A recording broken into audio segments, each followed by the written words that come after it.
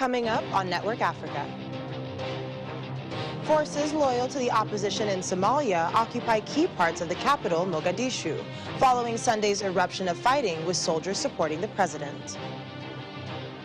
South Africa to resume its Johnson & Johnson COVID-19 vaccine rollout following recommendations from health regulatory authorities. Plus, Malawi and South Sudan to go ahead and destroy more than 16,000 doses of expired Oxford AstraZeneca vaccines, despite the World Health Organization advising against it.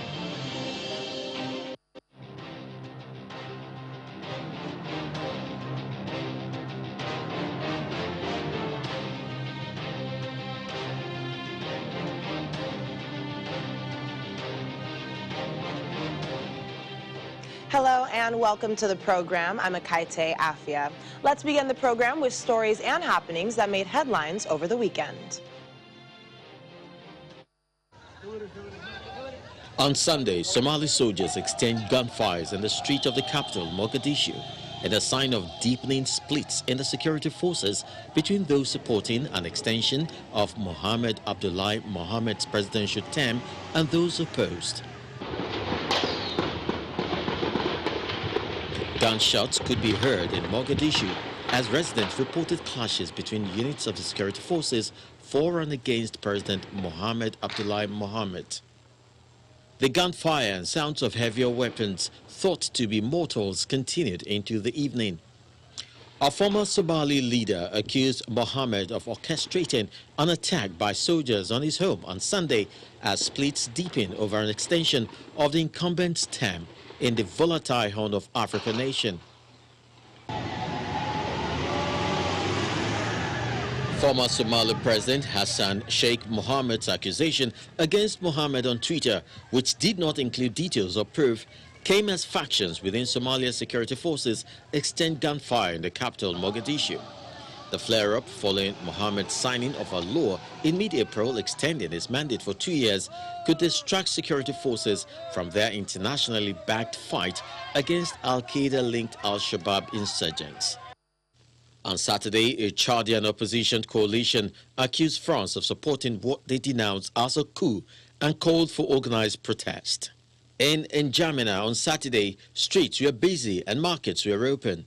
Despite the semblance of calm, opposition leaders, labor unions and civil society organizations have denounced the actions as a military takeover, while an army general said this week that many officers are opposed to the transition plan.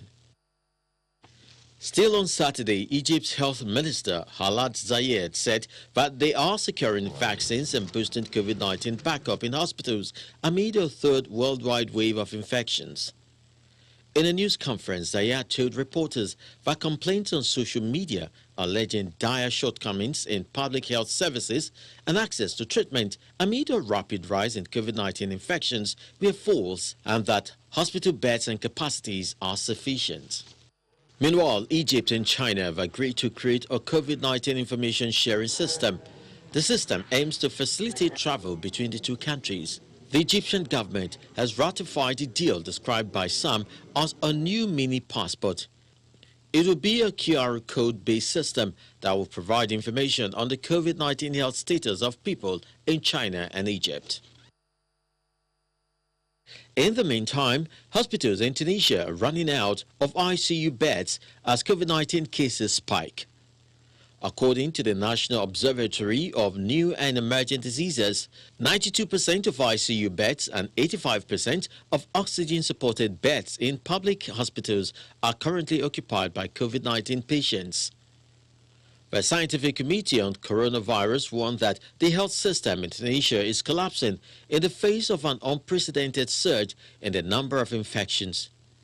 The health department will try to increase the number of ICU beds to over 360. Forces loyal to the opposition in Somalia are occupying key parts of the capital, Mogadishu, following Sunday's eruption of fighting with soldiers supporting President Mohamed Abdullahi Farmajo.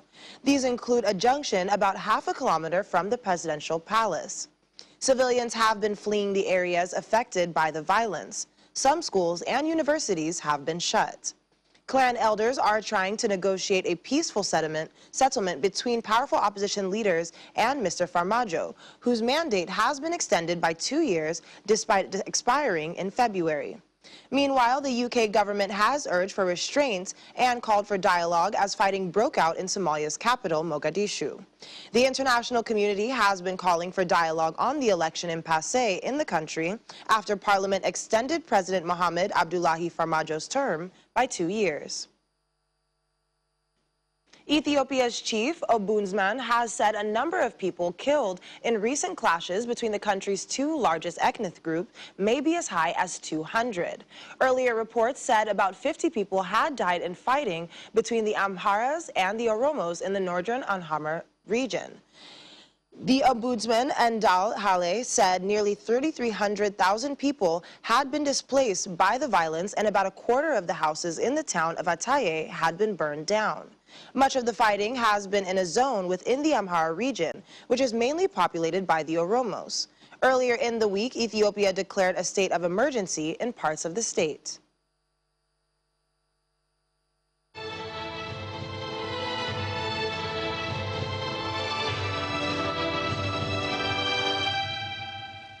South Africa says it will resume its Johnson & Johnson COVID vaccine rollout on Wednesday, following recommendations from its cabinet and the Health Regulatory Authority. Health Minister Zweli Mkhize says it has since been established there is a 1 in a million chance of getting the clot after the vaccine, and that it appears that women between the ages of 18 and 48 years old are particularly at risk. The authorities will, however, work to ensure that there is intensified pre-vaccination assessment and post-vaccination monitoring when the rollout is resumed. The number of vaccination sites will also be expanded across the country once the vaccination resumes. The country suspended its Johnson & Johnson vaccination program 2 weeks ago over the concerns that the jab could cause blood clots. Similarly, Malawi says it will go ahead and destroy more than 16,000 doses of expired Oxford AstraZeneca vaccines, despite the World Health Organization advising against it. In early March, Malawi received 360,000 doses of Oxford AstraZeneca vaccines, but found out the vaccines were due to expire before they were all administered. Those who said the vaccines can be used up to 36 months after manufacture and advised African countries to keep hold of them and wait for further guidance. The Malawi Ministry of Health spokesperson Joshua Malango says the country will go ahead and destroy 16,440 doses of the vaccines because news of the extension of shelf life was shared with Malawi after the vaccine had already expired and taken out of the so-called cold chain system, which ensures the temperature of the vaccine doesn't fluctuate and then lose its potency. Joining us now is Mercy Malikwa, a Malawian journalist, for more on this. Thanks for speaking to us today. So please give us more details on the government's reason for going ahead to destroy these vaccines. The government has stated that because they already announced that they over 16,000 doses had expired, and people are aware of that news, and it has created some kind of panic as people are not turning up for vaccination as they used to be because they are afraid that they may be given the expired doses. So that's why it is saying it is still proper that it destroys the expired vaccines so that it gains people's trust. Well, now that these jabs are going to be destroyed, what impact does this have on the vaccination drive of Malawi? I think the impact is twofold. On a positive note, as government has indicated, that the news that some doses had expired kind of created panic among people, and they were not turning up for vaccination in the centers that are open. So once the people know that the expired doses have finally been destroyed, I think more numbers are going to be coming up to get vaccinated. And the negative side of it is that we are losing over 16,000 doses. That could have meant 16,000 Malawians getting vaccinated. And considering that we are not getting large amounts of the vaccine, this is a loss for us. So how many people have been vaccinated so far, and what would be the plight of those awaiting their second dose? Currently, government has vaccinated over 270 Malawians, and we had 510 doses, which means we are remaining with almost half of the dossier that we received. And government indicated that it will be getting another batch very soon. So the people who are awaiting their second dose are somehow assured that when their time comes for the second dose, they will get it. Right. Well, Mercy, thank you so much for joining us on the program today. Thank you.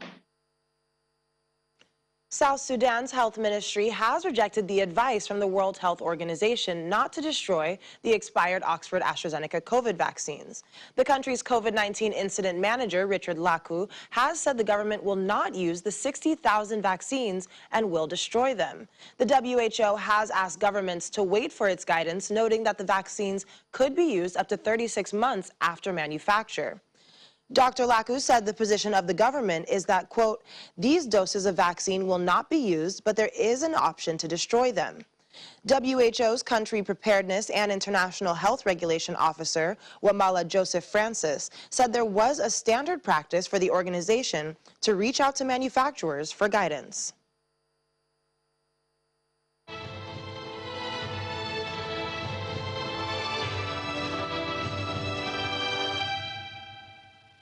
Still in South Sudan, newly appointed special representative for the country, Nicholas Haysom of South Africa, has arrived in the world's youngest country to begin work. Upon his arrival at Juba International Airport, the new head of the United Nations mission was received by his two deputy special representatives, the force commander and police commissioner. He also met with the South Sudanese Minister for Foreign Affairs, Beatrice Wani Noah, before inspecting a guard of honor at the mission's headquarters. The UN's refugee agency says the government of Kenya is not closing down Dadaab and Kakuma refugee camps, but it wants a solution. UNHCR's Filippo Grandi is visiting the Democratic Republic of Congo, Rwanda, and Burundi to assess the problems that refugees are currently facing in the region.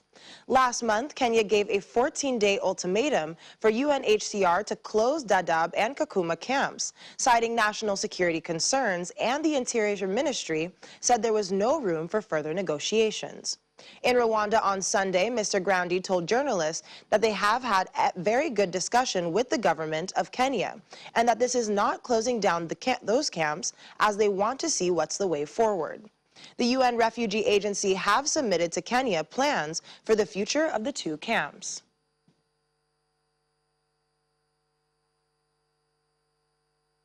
Still to come on Network Africa. War-hit Cameroonian town holds a film festival as movies get an international boost. Stay with us for more. Thanks for staying with us. You're watching Network Africa on Channels Television. As we mentioned before the break, the UN Refugee Agency says the government of Kenya is not closing down Dadaab and Kakuma refugee camps, but that it wants a solution. Last month, Kenya gave a 14-day ultimatum for UNHCR to close Dadaab and Kakuma camps, citing national security challenges. And the Interior Ministry says there was no room for further negotiations. Kenyan journalist Abby Agina joins us now for more details on this. Abby, thanks for joining us on the program today.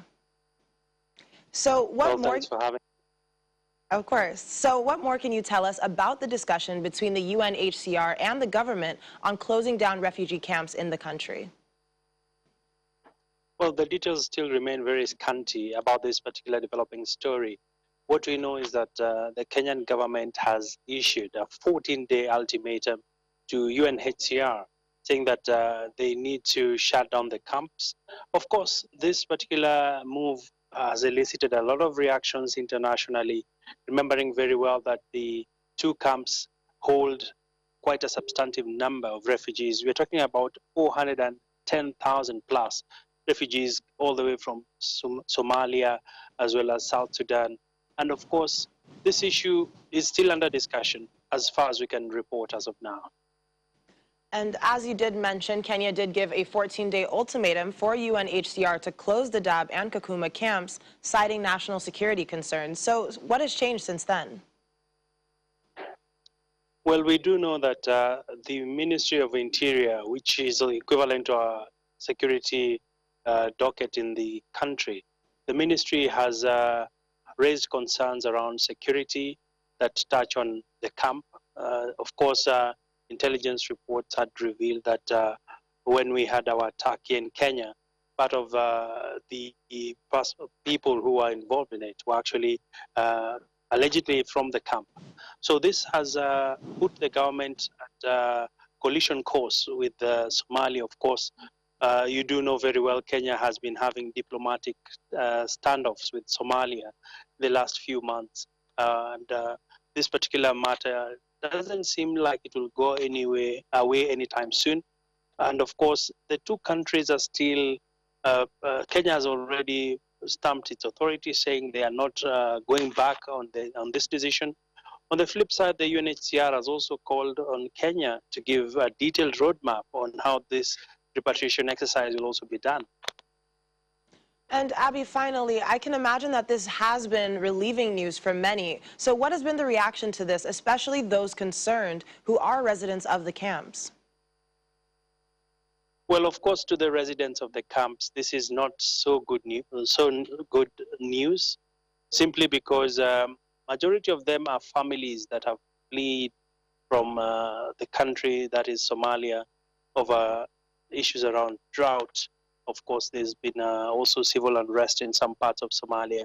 And majority of them are quite not so excited about the news of the closure of the camps.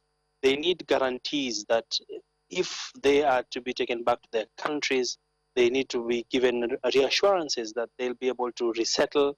And of course, the security situation, how will it be handled? On the flip side, we're also seeing a lot of concern, especially to the business side of things.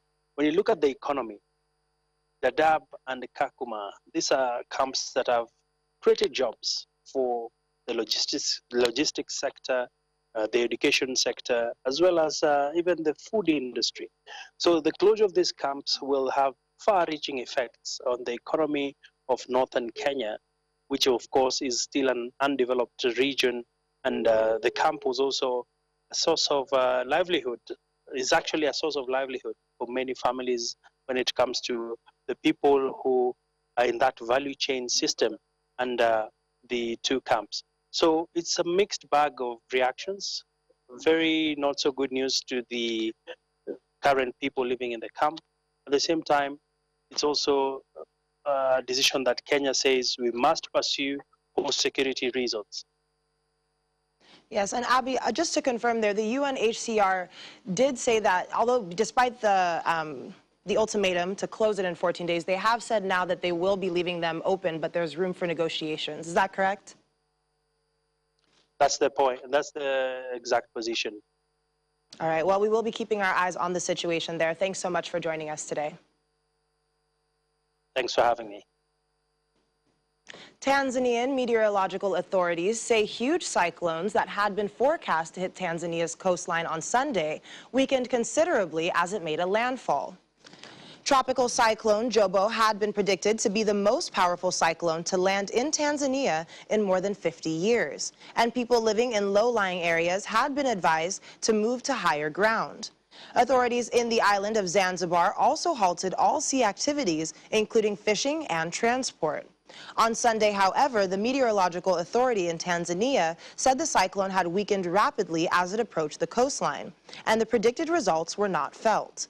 It said a lot of the increased rainfall expected with the cyclone fell in the ocean and reduced its adverse effects that would have been seen on land. Around 650 hectares of land in the Table Mountain National Park had been destroyed after a devastating wildfire erupted in South Africa's Cape Town last Sunday. The ferocious blaze also destroyed several historical buildings, which industry experts say could have a major impact on the already struggling tourism industry. Investigators are still trying to figure out what sparked the wildfire, which saw several university buildings and a popular, long-standing restaurant burn down. We are quite saddened by the fact that this restaurant was not spared by this fire. This is one of the heritage buildings that we have within the Table Mountain National Park. But we are equally, happy that no lives were lost. This was a very, very bad fire. It was a dangerous fire. We're really not where we want to be, because we still need to, follow the protocols, making sure that our camps are not, chock-a-block fully. So we're operating in terms of limited numbers at this particular moment. That in itself, it tells you that the revenue that we're supposed to be generating is not good at this particular moment. It is still very, very dry. We haven't had rain now for a couple of weeks within Cape Town, so the veld is extremely dry. There's still going to be smoke for a number of days because of the fuel load, of pine trees and eucalyptus trees. And at this stage, if you walk the area, you will see that it burned right into the ground. For more or less a meter, it can burn into the ground. Loss of tourism dollars. The Cameroonian town of Bo has held a film festival as it makes strides to return to normal life despite an ongoing conflict between the army and secessionist rebels. The festival is celebrating some high-profile films, including 2 that have been bought by U.S. high-profile streaming service Netflix. Filmmakers and actors gathered in the western Cameroon town of Biu for a film festival this week as the region tries to regain a measure of normalcy despite an ongoing secessionist conflict. The Cameroon International Film Festival was cancelled in 2019 and 2020 because of the conflicts between state forces and English-speaking rebels, as well as the coronavirus pandemic. One child, one teacher, one book. The return edition this year features 2 Cameroonian films that have been bought by U.S. streaming service Netflix. I mean, I'm so elated, I'm so excited.